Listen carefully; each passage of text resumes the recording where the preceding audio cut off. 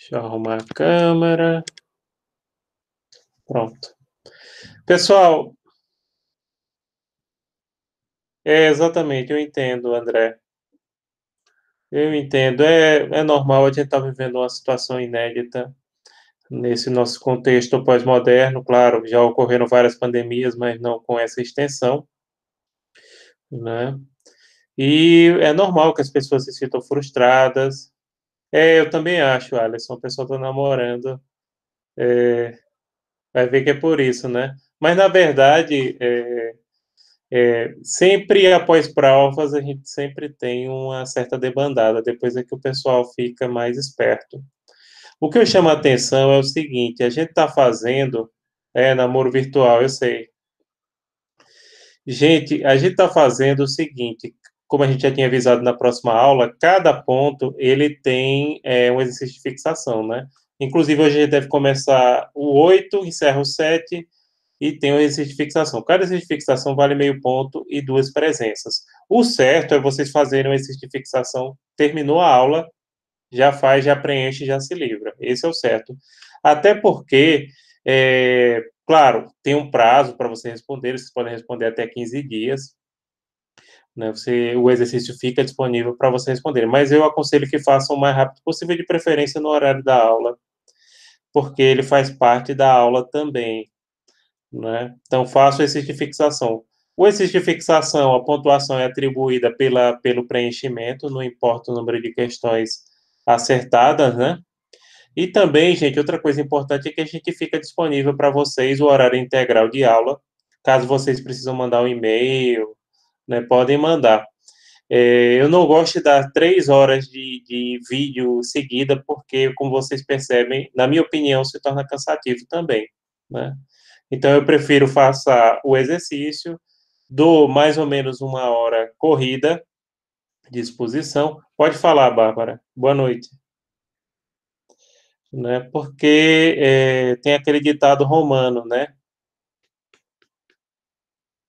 Pode, Bárbara, faça um questionamento.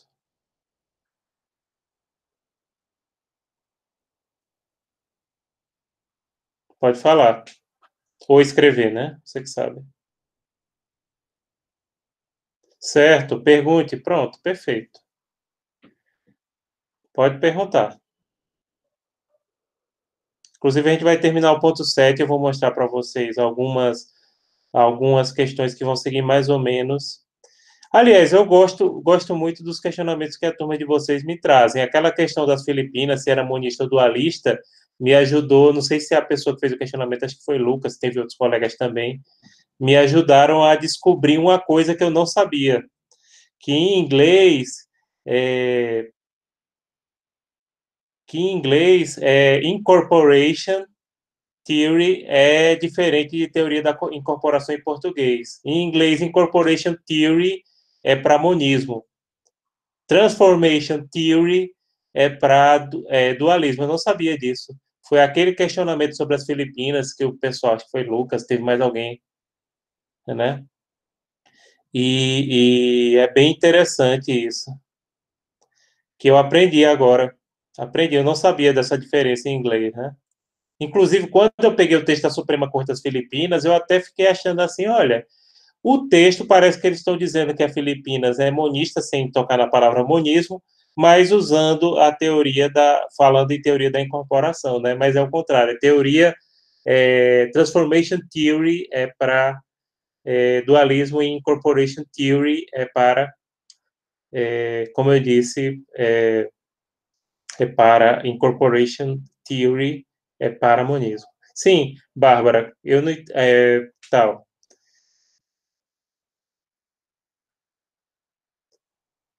Eu não estou entendendo, assim, Bárbara. Me explique melhor. Você está falando, assim, especificamente do exercício do ponto 7, é? Isso, eu tô falando do exercício do ponto 7 que eu tava debatendo com meu amigo, e as questões do exercício do ponto 7 dele estavam. São formas de responsabilidade internacional, elementos essenciais, excludentes de responsabilidade internacional. Eram duas frases, mais ou menos. Eu falando a questão de tamanho, mas não importa, né? Aí o meu tem uns textos em O dele é inglês. diferente do seu, eu não estou entendendo. Isso, é essa a questão, é essa a questão. O dele e o de outro amigo meu também, que veio comparar e comentar comigo, tava totalmente diferente do meu, que tem uns textos bem grandes. Eles são dessa turma? Sim, sim, sim, ele é minha dupla. Eles são dessa turma. Sim. É porque é o seguinte, essa turma só tem um exercício do ponto 7. Não sei como é que eles estão acessando o outro. Eu até quero o detalhamento disso, porque não era para. Entendeu? Só tem um exercício de fixação do ponto 7. Aí é Não o tem meu dois. ou o deles? O grande É ou isso o que outro? eu, é isso que eu quero que eles me mandem, porque eu estou vendo aqui. Vamos ir para a sua turma, né? Só tem um exercício do ponto 7 de Direito Internacional Público, entendeu? Só tem um. Não tem mais do Entendi. que um. E tem que abrir a turma, deixa eu olhar aqui. O senhor quer que eu leia alguma questão dos dois e o senhor consegue associar sobre qual é? Eu primeiro eu quero olhar aqui no ponto 7.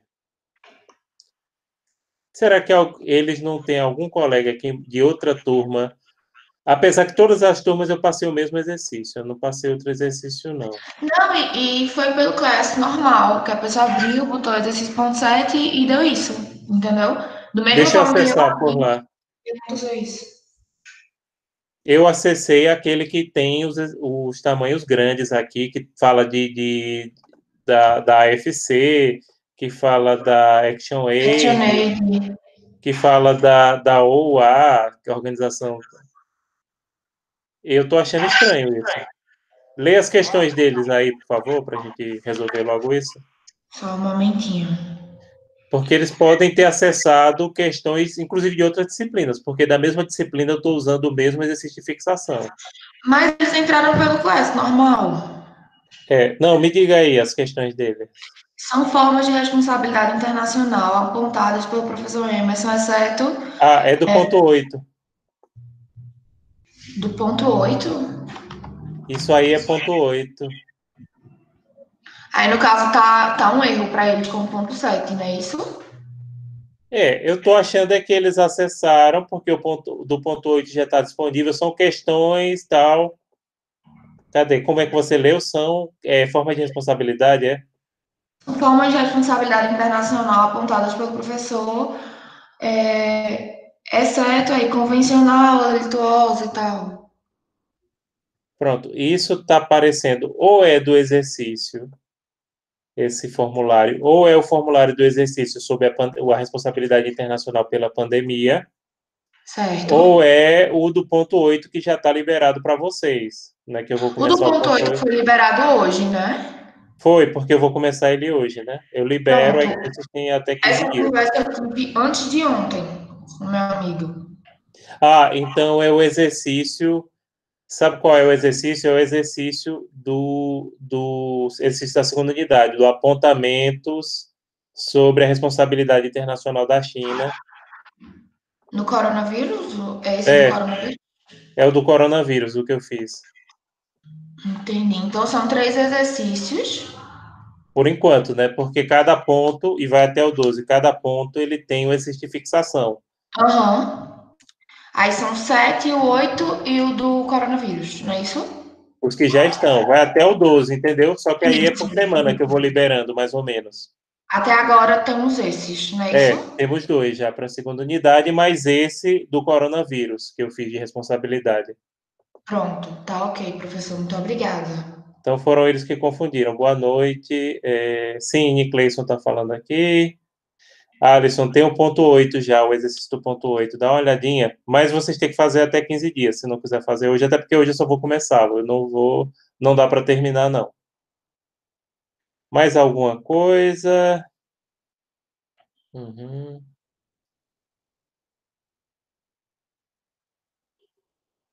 Certo, empresas, tarará, pessoa natural, ponto 7. Isso é ponto 7, Alisson. De fato. Isso aí é ponto 7. Ponto 8 é responsabilidade internacional.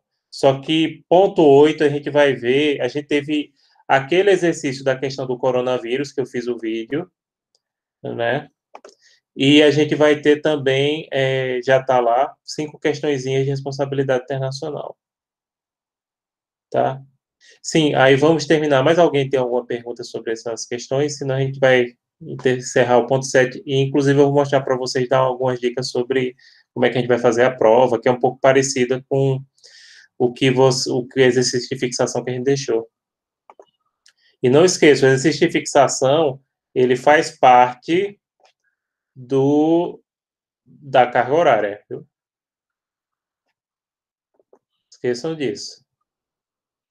Pronto, vamos lá, exercício de fixação. Vocês já estão vendo, quem for perguntar alguma coisa a partir desse momento, pergunte no áudio ou peça para um colega ler, porque eu já estou apresentando aqui. A gente tinha terminado no G, no qual seus órgãos e delegados possuem privilégios e imunidades necessárias para exercer suas funções, que aí fala sobre a questão que muitos servidores de organizações internacionais, diretores delas, têm imunidades diplomáticas ou consulares, dependendo do que estabelece o estatuto. Tem um filme que foi disponibilizado agora na Netflix, que se vocês não tivessem tanto trabalho eu já ia passar, mas quem quiser assistir eu recomendo, que é o filme Sérgio, que é sobre a história do diplomata brasileiro, Sérgio Vieira de Mello, e quem interpreta é Wagner Moura, né? Também tem aquela atriz cubana que agora está na moda, Ana de Armas. E o filme é um filme muito interessante porque resgata a memória e a importância desse grande diplomata brasileiro, que, aliás, era um alto comissariado das Nações Unidas. Ele tinha, para exercer aquelas funções dele, ele foi para o Camboja, como mostra o filme, no Timor, depois no Iraque. Ele tinha imunidades diplomáticas, tá? Por ser servidor, aliás, servidor não, ele era alto comissariado das Nações Unidas. Ele era, até fala isso no filme, ele era abaixo do secretário-geral, ele era o maior diplomata, né? O mais alto funcionário da ONU em campo. E a história é bem interessante para a gente fazer resgate assim de uma pessoa que foi tão importante, quase foi secretário-geral da ONU, e que acreditava, de fato, na missão do órgão. Eu recomendo, viu, gente? O nome do filme é Sérgio, não sei se algum de vocês já assistiu, está disponível no Netflix. Podem assistir. Bem, natureza dúplice dos tratados constitutivos de organizações internacionais. São acordos multilaterais e também sua constituição interna. Gente, os tratados constitutivos das organizações internacionais, eles possuem natureza dúplice por esses dois motivos. Ao mesmo tempo, eles são acordos multilaterais, ou seja, são convenções, mas também são a constituição interna. O Tratado Constitutivo da Organização Internacional é o seu estatuto, e muito parecido com o estatuto de uma associação interna. Estabelece objetivos, estabelece os órgãos, estabelece quem pode ou não se filiar àquela entidade, os procedimentos para a saída da entidade. Inclusive, se vocês pegarem na prova, pode ser na minha prova, pode ser em algum concurso, se algum de vocês for fazer, por exemplo, concurso da diplomacia, o que francamente eu recomendo nos dias de hoje. Aliás, dos arrependimentos que eu tenho é não ter insistido no concurso da diplomacia, né? Até já falei isso aqui em casa para minha esposa e tudo mais, que eu devia ter insistido, mas agora é tarde. Enfim, se cair uma entidade para você classificar, e se aquela entidade é criada por tratado, essa é a melhor forma de você diferenciar uma organização internacional de uma ONG ou de uma empresa, né, multinacional. O Tratado Constitutivo de Organização Internacional geralmente é chamado Carta. Na ONU é Carta, é a Carta de São Francisco, porque foi assinada na cidade de São Francisco, na Califórnia, né?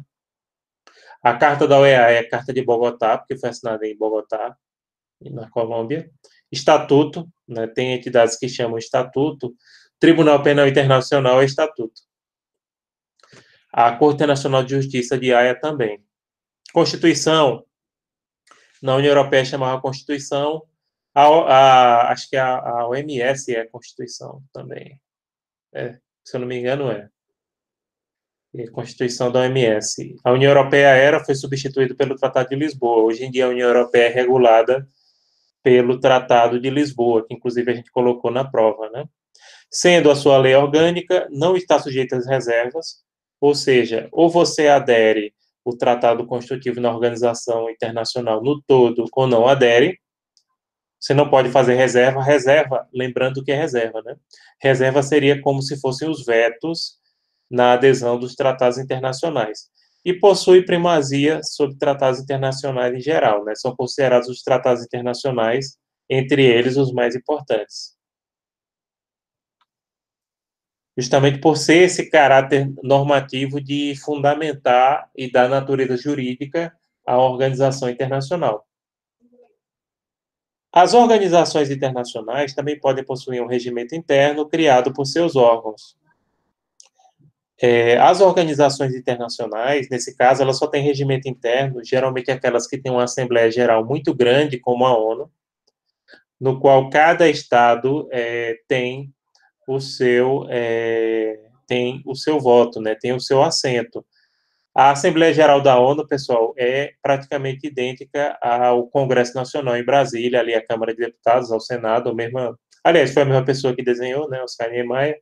Aí cada estado tem uma mesa, tem uma plaquinha com o nome em inglês do estado, lá tem o lugar para você colocar os fones nas 6 línguas oficiais da ONU, e ali a votação é organizada através de um regimento interno, porque tem quase 200 estados-membros ali, senão virar uma bagunça, né? A estrutura interna das organizações é muito variável, mas normalmente possui uma Assembleia Geral e uma Secretaria. Quase toda organização internacional tem uma Assembleia Geral. Essa Assembleia Geral é a reunião dos Estados-partes. Porém, pessoal, como a gente vai falar ainda hoje, o sistema de votação da organização internacional varia. Nem todas, por exemplo, nem todos o voto é igualitário. Tem organizações internacionais como o FMI, que o voto, como é um banco também, né, o voto é proporcional ao capital investido. E mesmo na ONU, os membros do Conselho de Segurança, eles têm um poder de veto especial que eu acho que vocês conhecem, né? E a secretaria é o órgão executivo, dificilmente chama presidência, embora tenha algumas que chamam presidência, né? Na União Europeia, por exemplo, é presidência da Comissão Europeia. Na ONU é secretaria, e na maioria é secretaria, que é o órgão executivo, né? O diretor da organização internacional geralmente é chamado secretário-geral. Claro, pode ser presidente, dependendo da organização, pode ser diretor, como tem na OMS, mas a maioria é secretário, secretário-geral.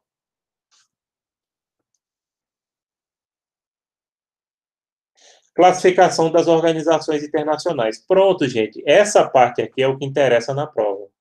Porque na prova eu vou colocar uma entidade, daqui a pouco, como eu vou mostrar para vocês, e aí vocês vão dizer, primeiro, se aquela entidade ela pode ser uma empresa, aí não tem personalidade jurídica internacional, pode ser uma ONG, também não tem, e pode ser uma organização internacional. Se for organização internacional, vocês vão ter que classificá-la conforme essa classificação ou conforme a classificação de outros autores que a gente adote, né? Geralmente eu uso aí a classificação de Mausoli, mas tem outros autores que a gente trabalha, Scioli, Rezec, que também tem a sua classificação. Então vamos lá para a classificação. Quanto aos fins, a gente tem as organizações gerais. O que é a organização geral? É aquela que tem o objetivo mais amplo possível. Por exemplo, a ONU, a Organização das Nações Unidas, e a OEA, a Organização dos Estados Americanos. Por exemplo, peguem a ONU. Qual é o objetivo da ONU? Promover a paz mundial, a cooperação entre os povos. Reparem como ela é bem geral, né? Só isso. Só a paz mundial e a cooperação entre os povos. Então, é bem geral. A OEA, que é a Organização dos Estados Americanos, e tem sede em Washington, tem objetivo parecido com a ONU, porém ela atua no continente americano, né? Só no continente americano. Específicas. Organizações específicas são aquelas que têm um objeto mais delimitado. Por exemplo, FMI, Fundo Monetário Internacional. O FMI, gente, que inclusive é filiado à ONU, né? Ele é subordinado. Olha, mas ele tem independência. A ONU, ela tem uma porção de agências especializadas e organizações com finalidade mais específica. Porém, elas têm personalidade jurídica própria. Pronto, a relação aí é como da administração pública direta com os órgãos da administração indireta, autarquias, fundações, entenderam? Por exemplo, o FMI, Fundo Monetário Internacional, é um banco, é filiado à ONU também, é subordinado à ONU, mas o FMI só trabalha com política macroeconômica. O FMI, por exemplo, não empresta dinheiro para você construir estradas, casas, ele só presta assessoria e empresta dinheiro só para o Estado, por exemplo, que está com as suas reservas internacionais lá embaixo. Eu não sei se vocês sabem o que são reservas internacionais, né? É aquele dinheiro que o Estado tem, que ele não pode gastar, e que ele usa geralmente para lastrear a sua economia, lastrear a sua moeda e para ter a balança de pagamentos com o exterior, né, em relação ao dinheiro que entra, em relação ao dinheiro que sai.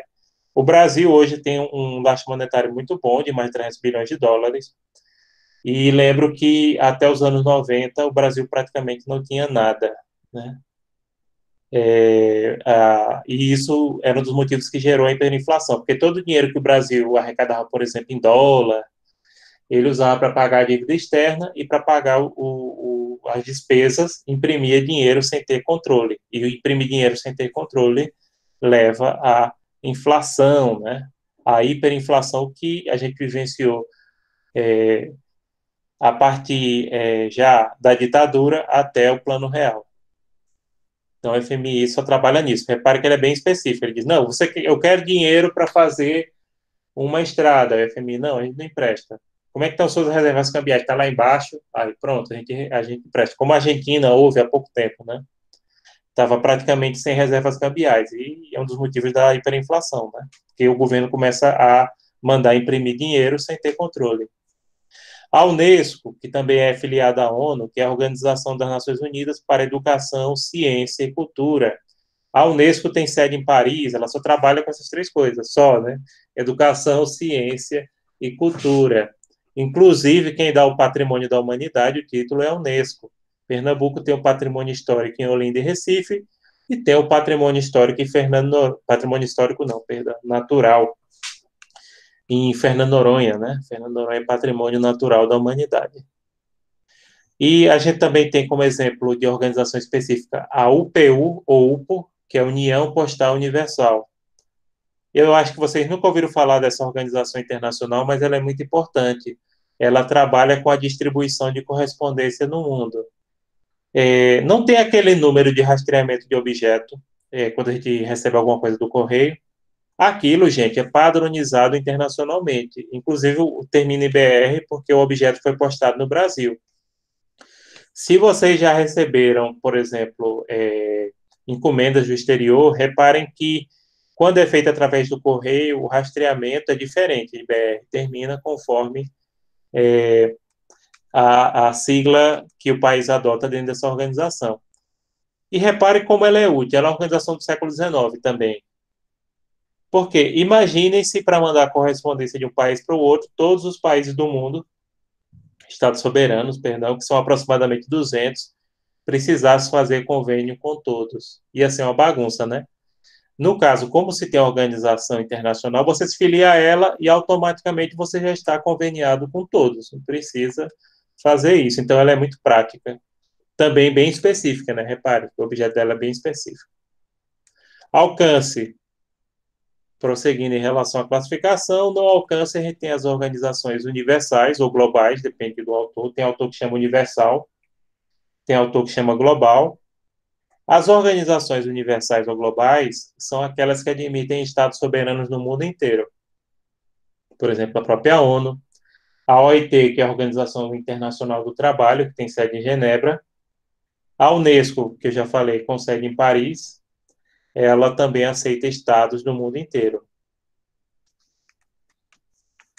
Em relação ao alcance, o outro tipo são as regionais, que só aceitam estados ou de uma região ou de um continente específico, como o Mercosul, né, que vocês sabem que só é formado por estados da América do Sul. O NAFTA, formado por estados da América do Norte, né, México, Estados Unidos e Canadá. A União Europeia, que pelo menos o país tem que ter parte do território na Europa. Claro, tem estados na União Europeia que têm territórios ainda fora de outros continentes, como acontece, por exemplo, a Guiana Francesa, que é da França, né, que é aqui vizinho ao Brasil, as Ilhas Malvinas, que pertencem ao Reino Unido, Portugal e Espanha ainda têm ilhas na costa africana, né? A Ilha da Madeira fica na África, as Ilhas Canárias da Espanha ficam também na costa africana. Mas, assim, são países que estão dentro do espaço, né, europeu, ainda que tenha algum território que vá fora, né?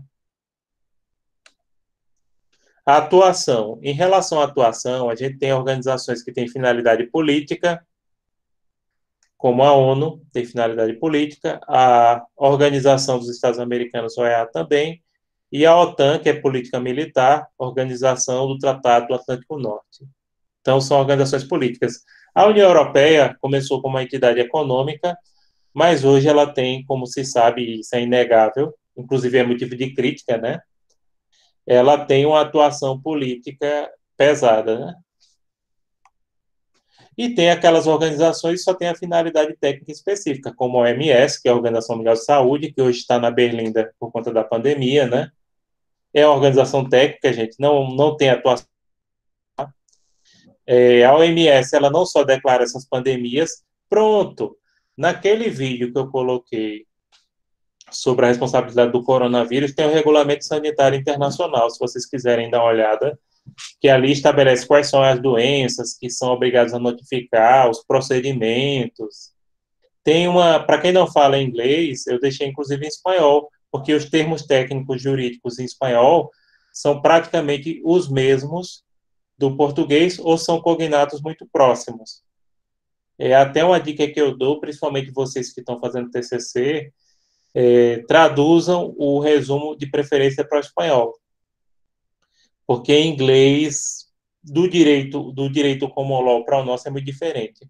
Então, às vezes, quase toda a tradução que eu pego, eu vejo umas coisas assim que é erro. Por exemplo, eu já vi gente confundindo pena de direito penal com pena de pássaro. Aí, prosseguindo aqui, pessoal, outra organização técnica que a gente falou, embora muitos até critiquem que ela tenha uma certa interferência política, é o FMI. Né? O FMI, como ele lida com questão de dinheiro e economia, ele acaba, assim, ele tendo uma certa interferência política. Mas, teoricamente, é uma organização técnica. A Unesco também, porque ela só trabalha com educação, ciência, cultura, então ela não tem discussões políticas, né? Mas acaba tendo, não vamos mentir, não. Independência normativa. O que seria independência normativa? Seria em relação ao direito interno, tá? A gente tem organizações dependentes, que são aquelas que, além do direito internacional, obedecem normas internas, no caso da União Postal Universal e da Cruz Vermelha. Geralmente, essas entidades dependentes são muito antigas. Essas duas aqui, que têm sede na Suíça, a União Postal Universal, UPO, e a Cruz Vermelha, elas são organizações do século XIX, na época que o direito internacional público ainda não estava muito bem positivado, e elas se regem subsidiariamente pelo direito civil suíço. Mas, geralmente, são essas muito antigas, sabe? E a gente tem as independentes, que são a maioria hoje. Elas não mantêm vinculação com nenhuma ordem jurídica interna, como a ONU, a OEA. Essas duas só são regidas pelo direito internacional público e pronto, gente. Tem uma organização internacional que tem até o seu próprio ordenamento jurídico, que eu acho que vocês sabem qual é a União Europeia, né? O ordenamento jurídico da União Europeia, alguém lembra o nome? Não. Só para provocar vocês, que eu não estou escutando ninguém aqui hoje. Alguém lembra o nome do ordenamento jurídico da União Europeia? Ninguém. Chama-se direito comunitário. E eu penso como os europeus. Só existe direito comunitário na Europa. Não existe aqui na América do Sul, com o Mercosul, ou com qualquer outro processo de integração. Que alguns autores aqui no Brasil dizem que o Mercosul tem direito comunitário. Não, porque as normas do Mercosul elas não entram automaticamente em vigor, como acontece com a da União Europeia. As normas do direito comunitário, dentro da sua competência, só não mexem nas cláusulas pétreas da Constituição do país. O resto, agora é claro, não é tudo, né? Por isso que meu orientador de doutorado, o professor Bruno Galindo, ele diz que as normas de direito comunitário são normas de direito constitucional internacional ou supranacional, né? Porque tem a competência da União e tem a competência dos Estados-membros. No que for competência da União, tem a supremacia, a não ser em relação a cláusulas pétreas constitucionais. Então, se a União Europeia, dentro da sua competência, que ela também não pode extrapolar a competência dos Estados, né? Ela pode mudar e aí muda toda a legislação interna. Isso está em áreas fundamentais como saúde, educação, segurança pública, né? Então, eles atuam nessas áreas, que é a competência da União. Quinto, a participação dos Estados. A gente tem as organizações abertas ilimitadamente, como a ONU, a Unesco, ou seja, que não limita o número de membros, que pode entrar sem maiores requisitos. Na ONU é até um pouco engraçado, porque o Estado, para ser admitido como membro da ONU, ele tem que o Estado ele tem que se declarar amante da paz. Sério, o termo é esse, inclusive em inglês, peace lover. E ser indicado por um membro do Conselho de Segurança e haver a votação na Assembleia Geral. Já existem outras organizações que são abertas limitadamente. Repare, não existe organização internacional fechada. Fechada não tem. Tem as abertas ilimitadamente, que são mais amplas, né? E as limitadamente são mais fechadas. A União Europeia. Para o Estado fazer parte da União Europeia, tem a opção de requisitos. Tem que ter parte do território na Europa, tem que ter certos indicadores econômicos e sociais. Claro, a União Europeia empresta dinheiro e muitos países, antes de entrar na União Europeia, inclusive, eles eram países, assim, praticamente subdesenvolvidos, como é o caso de Portugal, da Grécia, da Irlanda, né? Mas que a União Europeia investiu maciçamente neles. E também tem que respeitar os direitos humanos, etc. Então, porção de requisitos. A OEA, que só aceita estados do continente americano e que estiverem dentro de uma listagem, isso aí foi culpa da Argentina, porque depois da Guerra das Malvinas, eles criaram um mecanismo porque se as Malvinas se tornarem independentes, não podem ingressar na OEA. Então, lá tem uma relação de países que são colônias ou dependentes, como, por exemplo, Porto Rico, que é dos Estados Unidos, a Guiana Francesa, que é da França, que aí, se tornar independente, um dia pode entrar na OEA, mas as Ilhas Malvinas não, né, que os argentinos reivindicam como território. A OPEP, que é a Organização dos Países Exportadores de Petróleo, ou seja, só aceita países que exportam petróleo, não que importam petróleo. O caso do Brasil é bem curioso, eu não sei se já falei isso para vocês, porque o Brasil exporta petróleo e importa gasolina. A gente não tem capacidade de refinar toda a gasolina que a gente consome, né? Então a gente exporta o produto bruto, e aliás, tem muita coisa que é assim. Vocês que gostam, por exemplo, daqueles cafés de cafeteira que vem nas cápsulas, que aliás é bem carinho aquilo, né? Muitas vezes o Brasil exporta o café para outros países, principalmente para a Alemanha, aí depois importa cápsulas, ou com chocolate, né? Exporta cacau e depois importa chocolate. De luxo, né? E assim vai. Deixa eu voltar aqui. Deixa eu voltar aqui. Pessoal, deixa eu olhar aqui. Professor Nicleison, quer que eu explique a IPSA? Sim, eu explico. Agora que eu terminei de classificar. Não, Larissa, se não der hoje eu só vou começar o ponto 8, viu? Eu não vou terminar, não. Tem condições de terminar hoje, não. Até porque ainda tem coisa do ponto 7 para falar. Caio, você tem alguma pergunta a fazer? Agora eu estou olhando o chat, que aí eu vou pegar um pouquinho, mostrar algumas organizações internacionais na prática para explicar para vocês algumas características. Inclusive, eu aproveito, como o Nicleison pediu para falar da IPSA, que inclusive eu sou membro, né? Aliás, tem documentos da IPSA aqui para dar para ver. Pronto, tem os livrinhos aqui, ó, no meu, acompanhando o meu dedo. Esses livrinhos verdes são da IPSA. São revistas científicas da IPSA que eu recebo a cada 3 meses, né? Porque eu sou membro. Aliás, tem que pagar a minha anuidade até. US$ 200 hoje é uma fortuna. Sim. Ah, certo. Perfeito, Caio. Pronto. Enquanto eu preparo aqui, eu vou explicando a questão da OTAN.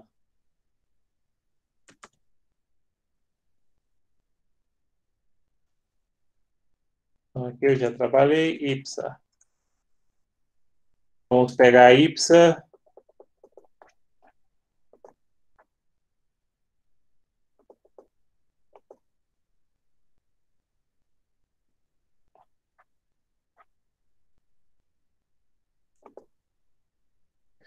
Pronto, em relação à OTAN é uma organização, ela é política, porque, embora ela tenha uma atuação militar, mas percebam, ela foi criada dentro do contexto de Guerra Fria para servir de aliança para os países capitalistas liderados pelos Estados Unidos. E isso é tudo, é a política do sistema internacional de Guerra Fria que dominou a partir da metade do século passado. Aliás, um pouquinho antes, né? A partir do final da Segunda Guerra Mundial até o final do século passado.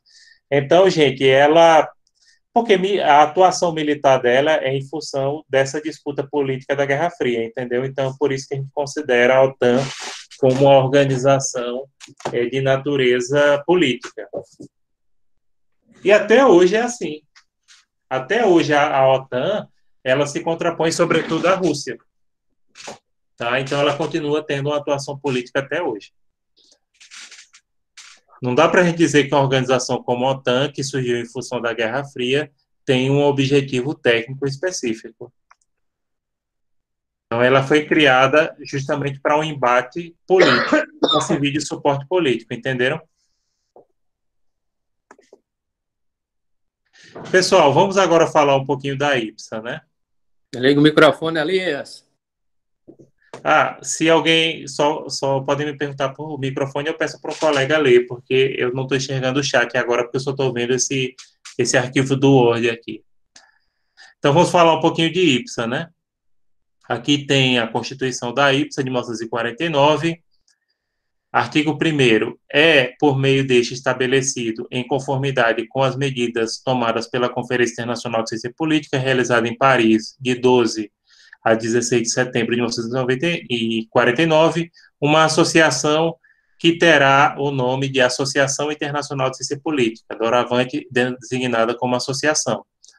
Artigo 2º. A associação é constituída como uma associação com objetivos científicos em conformidade com as disposições do Decreto-Lei da República Francesa de 12 de abril de 1939, que altera a lei de 1 de julho de 1901, a International Political Science Association, IPSA, Constituição de 1949. Reparem, a princípio ela parece uma organização internacional, quando fala aqui que ela foi criada pela conferência, mas reparem, conferência não é tratado. Alguns tratados vêm de conferência, mas nesse caso é simplesmente um congresso. Outra coisa, e aí mata a questão. A associação é uma associação com objetivos científicos, em conformidade com o Decreto-Lei da República Francesa de 12 de abril de 1939. Ou seja, ela é uma associação civil. Ela é uma associação civil. Então, a IPSA, gente, como está aqui nessa parte vermelho, ela não possui personalidade jurídica internacional, trata-se de uma ONG, uma organização não governamental, uma pessoa jurídica de direito privado interno. E outras associações que existam de professores, de pesquisadores, existem praticamente em várias das áreas. No direito não tem uma central assim para tudo, não. Mas tem determinadas áreas.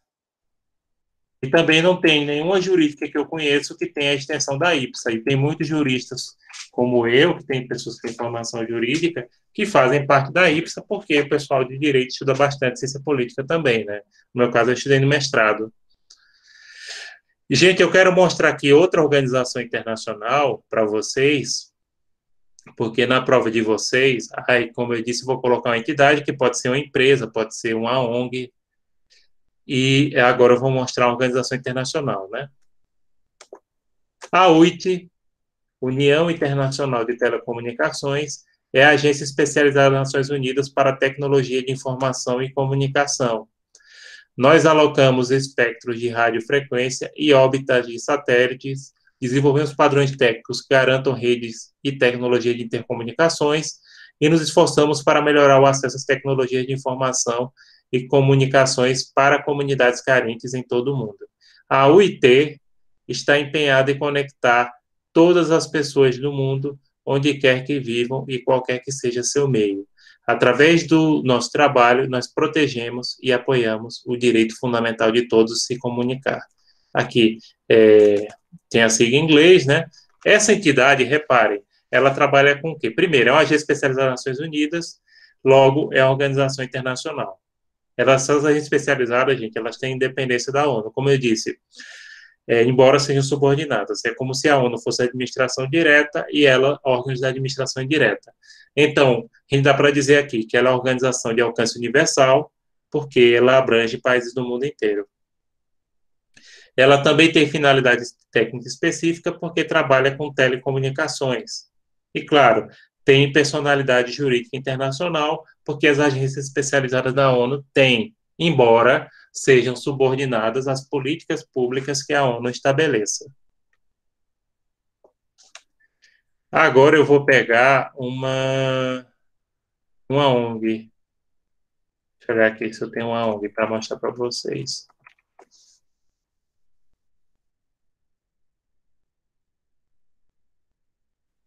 Essa ActionAid eu já tinha colocado.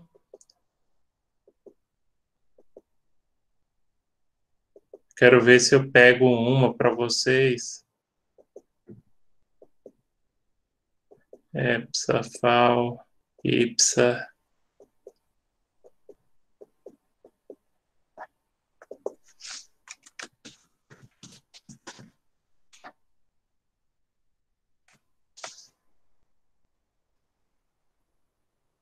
Uma coisa assim bem interessante é o seguinte: todas as entidades que trabalham com esporte que eu conheço são ONGs. Não tem nenhuma que eu conheço, apesar que eu não pesquisei todas que existem no mundo, mas pelo menos os esportes mais importantes que vocês conhecem, todas são ONGs.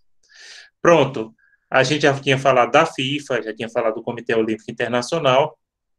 Vou falar agora de outra que vocês talvez nem conheçam. World Sailing. World Sailing é o órgão governante mundial dos esportes de navegação, VELA, oficialmente reconhecido pelo Comitê Olímpico Internacional, COI, que é outra ONG, né? World Sailing é o responsável pela promoção do esporte internacional, gerenciando a navegação dos Jogos Olímpicos e Paralímpicos, desenvolveu as regras de corrida de vela e regulando as competições de navegação. Os principais membros da World Sailing, e aqui é onde dá para a gente pegar, são as autoridades nacionais e associações de classe, né? Autoridades nacionais de vela, viu? Não é autoridade nacional no sentido de governo. E associações de classe. Então, gente, todas essas entidades esportivas que eu conheço são ONGs. Não tem uma que escape. Deixa eu ver se tem alguma empresa aqui. Não. Não. Não estou com nenhum outro sistema de empresa aqui. Enfim, na questão que eu vou colocar na prova de vocês, eu vou dar uma entidade e vocês vão dizer se essa entidade ela é ou uma empresa, ou uma ONG, ou uma organização internacional. Pode ser qualquer uma dessas. Vamos voltar agora para os slides para a gente terminar. Se tiverem mais alguma pergunta, podem perguntar, tá?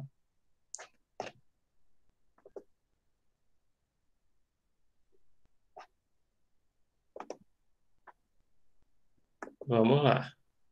Falta 2 slides do ponto. Fundamento histórico da personalidade jurídica das organizações internacionais. Parecer da Corte A 1941 sobre o caso Bernardotti. Bem, durante muito tempo, aliás, até esse parecer da Corte de Haia, de 1949, existia um questionamento se as organizações internacionais realmente tinham personalidade jurídica internacional ou não. Havia uma discussão doutrinária e legal sobre isso. Esse parecer do caso Bernardotti pôs fim. Como é que foi a situação do caso Bernardotti? Bernardotti era também um alto comissário da ONU, representante da ONU, em Israel durante o processo de criação do Estado de Israel.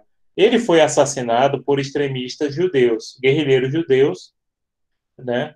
E a ONU entrou com a ação declaratória na Corte de Haia, perguntando se ela teria personalidade jurídica para responsabilizar o Estado de Israel pela morte do seu alto comissariado. E a Corte de Haia decidiu que sim, que ela poderia responsabilizar, que a ONU e todas as organizações teriam personalidade jurídica internacional e que assim ela poderia pedir a responsabilização internacional do Estado de Israel nesse caso. Bernardotti era primo do rei da Suécia, era um conde, ele era sueco. Lá na ONU, na sede, as duas pessoas que morreram a serviço da Organização Internacional que são mais homenageadas são o brasileiro Sérgio Vieira de Mello, que eu já falei aqui no começo, recomendo que vocês assistam o filme Sérgio na Netflix, e o próprio Conde Bernardotti, né?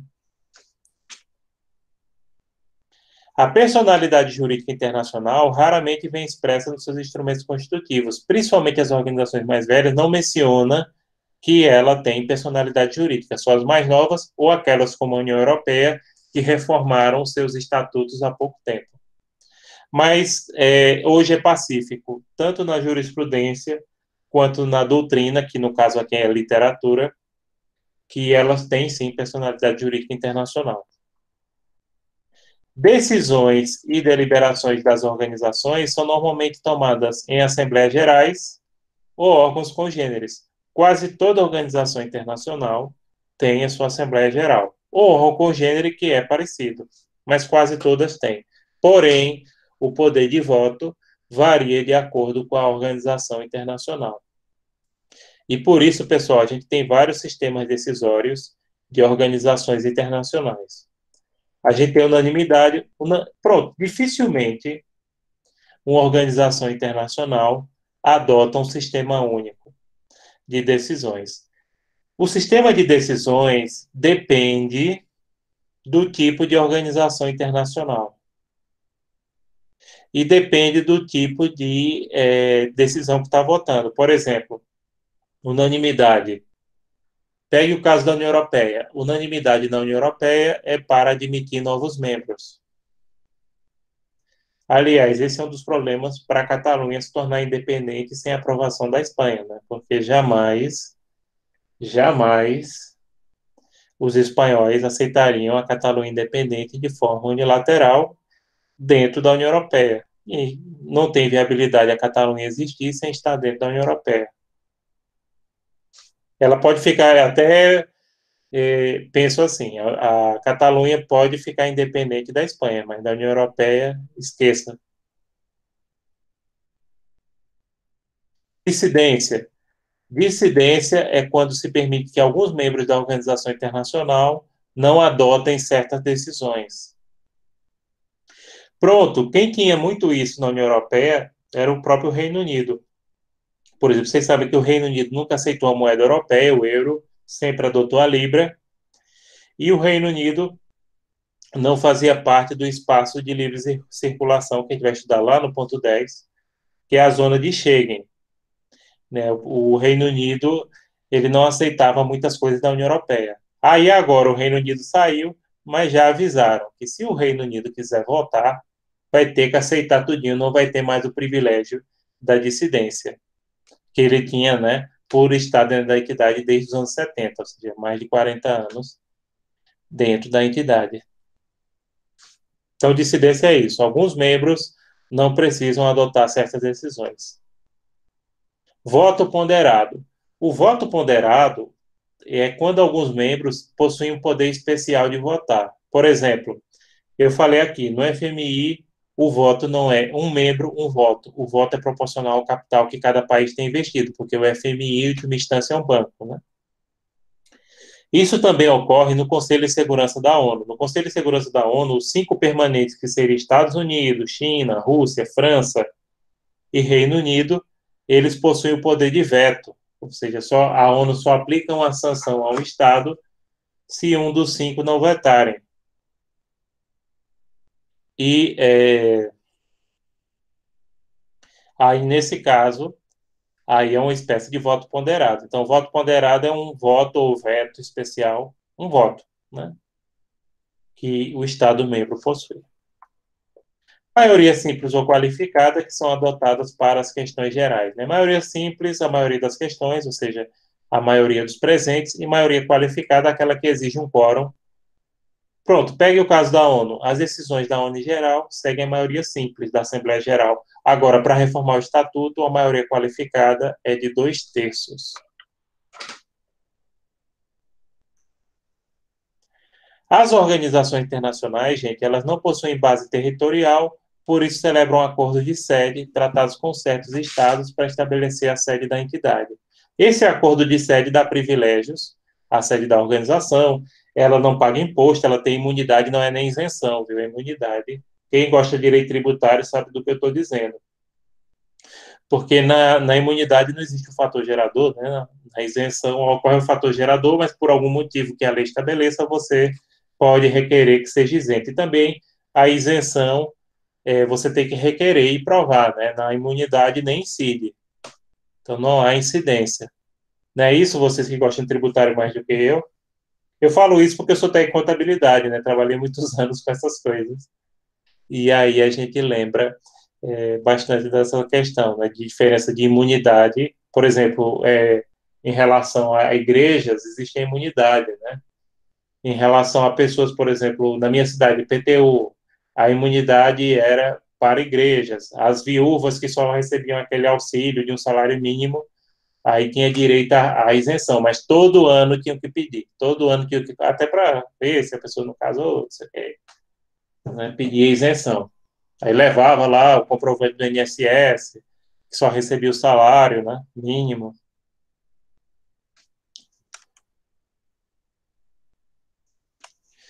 Pessoas jurídicas internacionais, além do Estado, só passam a atuar fortemente após a Segunda Guerra Mundial. Após a Segunda Guerra Mundial, se multiplica o número de organizações internacionais, que hoje chegam a aproximadamente o mesmo número em relação a Estados, ou seja, uns 200, e a própria pessoa natural só passa a ter seus direitos mais respeitados na ordem jurídica internacional após a Segunda Guerra, mesmo considerando todas essas limitações que a gente já conhece. Referências. As referências aqui são as mesmas, né? O livro de Delbrando Dacioli, Geraldo Nascimento Silva e Paulo Borba Casella, o livro de Mauzuoli e o de Rezec. Basicamente são esses 3 autores que a gente utiliza e só. Vocês teriam alguma pergunta do ponto 7? Não? Ninguém tem alguma questão do ponto 7? Então, ponto 8 eu só vou começar, viu? Só para dizer, mas aí semana que vem a gente termina. Ele é curto também, ele não é muito longo, e esse ponto 8 eu dou uma dica para vocês, que é aquele vídeo que eu deixei sobre a responsabilidade internacional do coronavírus, que eu dou praticamente metade do assunto ali. Então, vamos pegar aqui do ponto 8. Lembrando, o exercício de fixação do ponto 8 já está disponibilizado e vocês podem acessá-lo.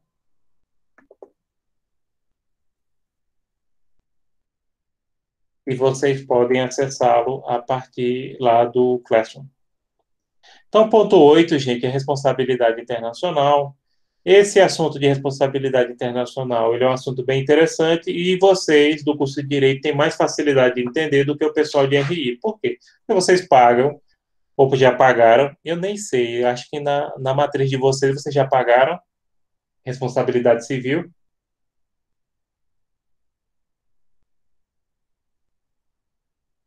Hein, gente, vocês já pagaram responsabilidade civil? Eu não estou Já. vendo. Já, né? Pronto. Então, perfeito. Vocês vão ter muita facilidade para entender esse ponto de responsabilidade internacional. Porque responsabilidade internacional, basicamente, é responsabilidade civil aplicada internacionalmente. Então, segue os mesmos preceitos, as mesmas teorias, tem alguma diferencinha ou outra, mas, em regra, é isso. Então, o que seria responsabilidade internacional? É a reparação devida pelo Estado, organização internacional causadora do dano. Reparem, a princípio, empresas, pessoas naturais estão fora. A responsabilidade internacional envolve estados ou organizações internacionais que causaram um dano. Natureza jurídica da responsabilidade internacional. A responsabilidade internacional ela pode ser subjetiva, em regra, ela é subjetiva, e, inclusive, tem muita gente que confunde, porque geralmente não, a responsabilidade civil do Estado no âmbito interno, vocês sabem que ela é objetiva. Ou seja, o Estado responde pelo dano, independente de comprovar se houve culpa ou não, basta que exista um nexo de causalidade entre o dano e a ação ou omissão do Estado, não é isso? Pronto. No direito internacional, em regra, a responsabilidade é subjetiva. Sendo subjetiva, ela se aplica à teoria da culpa. Ou seja, em regra, tem exceções, a gente vai falar de alguma delas. Em regra, um Estado só responde, por exemplo, em um dano que causou a outro se ficar comprovada a sua culpa. Ou seja, se houve o dolo, a intenção de causar o dano, ou se aquele dano foi causado por negligência, imprudência ou imperícia. Aí eu não sei quem já assistiu aqui aquele vídeo que eu fiz sobre a China, né? A responsabilidade ali seria subjetiva, ou seja, para responsabilizar a China, teria que se comprovar que ela agiu com dolo, por exemplo, se criou o vírus no laboratório, ou se liberou esse vírus, como querem os teóricos da conspiração, para causar problemas na economia mundial e assim os chineses puderem afirmarem seu poder, embora eu não goste de teoria da conspiração. Mas, enfim, então aí tem que se provar a culpa, que envolve o dolo, que é a intenção de causar o dano, e a culpa stricto sensu, que envolve aquelas hipóteses que vocês sabem, negligência, imprudência ou imperícia. Pronto, outro caso também, outra teoria que está saindo, mas ainda não foi comprovada, é que na cidade de Wuhan, que foi o epicentro do surgimento do coronavírus, existe um laboratório de vírus, né? Lá tem um laboratório. E que esse coronavírus ele pode ter escapado, por exemplo, por uma negligência. Aí, claro, haveria responsabilidade internacional pela incidência da teoria da culpa, mas ainda não está comprovado nada. Por enquanto, o que se sabe é que é um vírus que teve origem na natureza, não foi criado em laboratório, e que a tendência é que ele tenha se espalhado a partir do mercado público da cidade. Que aí, repare, o dano não foi causado pelo Estado diretamente, mas daqui a pouco a gente fala melhor sobre isso. A teoria da responsabilidade objetiva, né, que trabalha em cima da teoria do risco, ou seja, não precisa comprovar a culpa para o dever indenizar, o risco daquela atividade exercida, desde que exista um nexo de causalidade entre a ação e omissão do Estado ou da organização, já basta o dever de indenizar, porque basta o risco, né? Não importa a culpa. Se você exerce uma atividade que tem um risco, então essa é a objetiva. Porém, a gente também tem a integral. Tem autores que dizem que a integral é a mesma que a objetiva. Eu entendo que não. Embora elas tenham uma coisa em comum. Qual é a coisa em comum que a responsabilidade objetiva integral tem? A teoria do risco. Ou seja, as duas trabalham a teoria do risco. Só que qual é a diferença? A integral é absoluta. A teoria do risco, não. A teoria do risco incide em excludentes, como estar necessidade, força maior. Isso a gente ainda vai estudar nesse ponto. Já a teoria integral, não. Responde, ocorreu dano, o Estado responde de todo jeito. Então, percebam, em regra, a responsabilidade internacional, ela segue a teoria da culpa e é subjetiva. Porém, em determinadas circunstâncias que a gente vai falar, ela pode ser objetiva ou integral. Tá? Mas é excepcionalmente só naqueles casos que a própria legislação internacional estabelece que ela é objetiva e integral. Então, em regra, é subjetiva. Agora, lembrando, qual é a diferença da objetiva para a integral se as duas adotam a teoria do risco? É que na integral não se admite excludente da ilicitude. O nexo de causalidade é meramente normativo, ele não é real, enquanto que na objetiva tem que ser um nexo de real, ou seja, que haja uma ação ou omissão do Estado. Na integral, não. Ocorreu dano, como o nexo é normativo, o Estado responde integralmente. Não tem exceção. Formas de responsabilidade internacional. A gente tem responsabilidade direta ou indireta. Indireta é quando o dano foi causado por agentes do Estado, sejam servidores públicos, concursados, sejam agentes políticos, etc. Indireta é quando o dano foi causado, por exemplo, por pessoas particulares, por entidades como estados, membros de federação, colônias, etc. Então, aí a responsabilidade é indireta.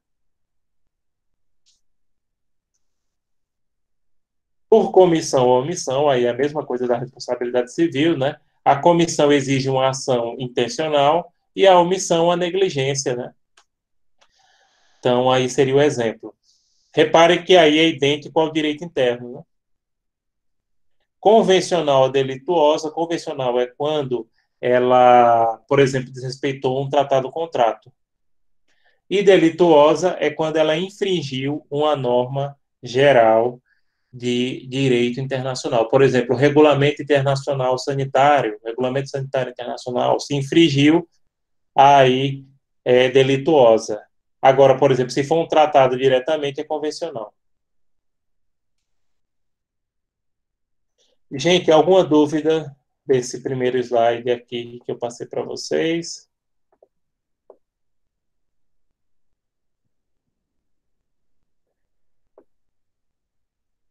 Ah, eu estava olhando aqui sim, sim, sim, sim. Perfeito. Pronto, gente. Alguma dúvida, alguma questão para a gente encerrar o nosso encontro de hoje? Se vocês não têm questão, então a gente encerra. E aí, lembrando, a gente recomenda que vocês façam o exercício hoje, ou então pode deixar até no máximo daqui a 15 dias, se vocês quiserem ainda pegar mais assunto, porque esse assunto a gente vai terminar no nosso próximo encontro.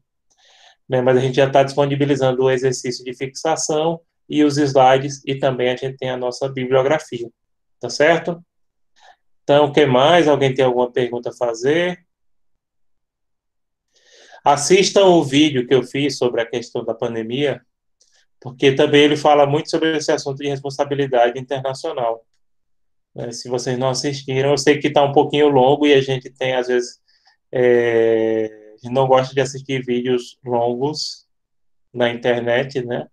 Mas é um assunto complexo, aí não daria para a gente fazer. Pronto, o vídeo que eu assisti acusando a China, por nada, Renilson, o vídeo que eu assisti acusando a China da responsabilidade internacional pela pandemia tinha 5 minutos. Eu fiz um vídeo de 37 para falar sobre o tema. O vídeo que acusava a China não citava nem o regulamento sanitário internacional. O pessoal não for olhar nem isso. Então, gente, se vocês não têm algum questionamento hoje, podem colocar a presença. Lendolfo aqui já se adiantou, né?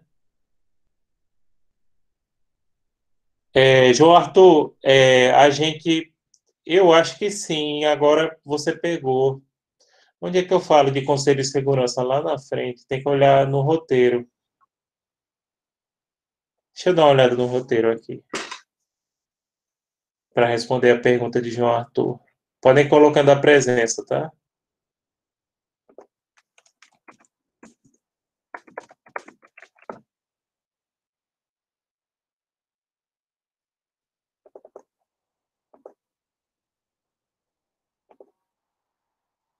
Pronto, podem colocar a presença. Deixa eu ver se eu respondo João Arthur.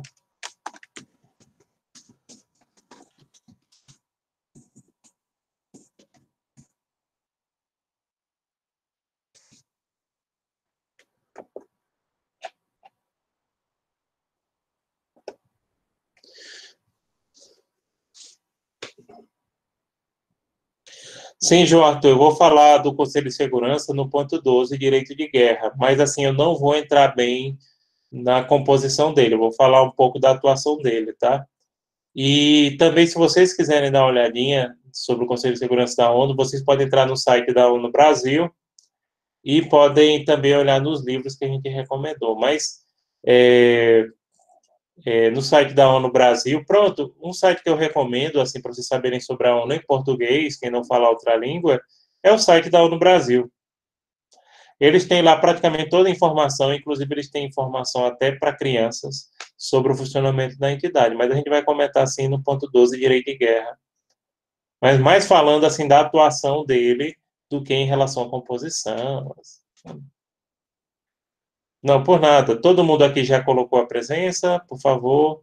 Quem já colocou a presença e não tiver questionamento, pode se retirando, porque aí a gente vai terminar a gravação para disponibilizar esse vídeo lá no Classroom de vocês. Tá certo? Boa noite, obrigado a vocês.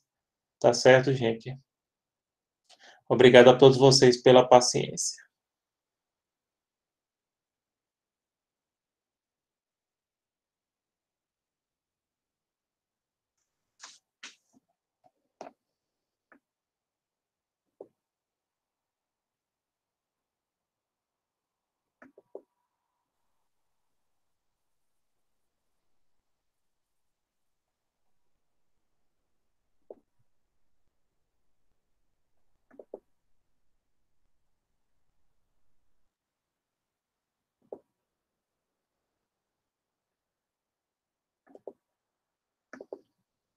Até a próxima, irmã Cleide. Até a próxima.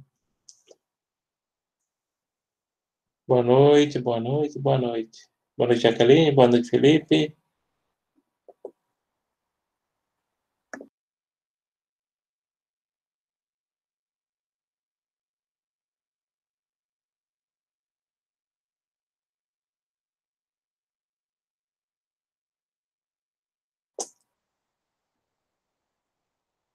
Bom, pessoal, algum de vocês tem mais alguma coisa? Não.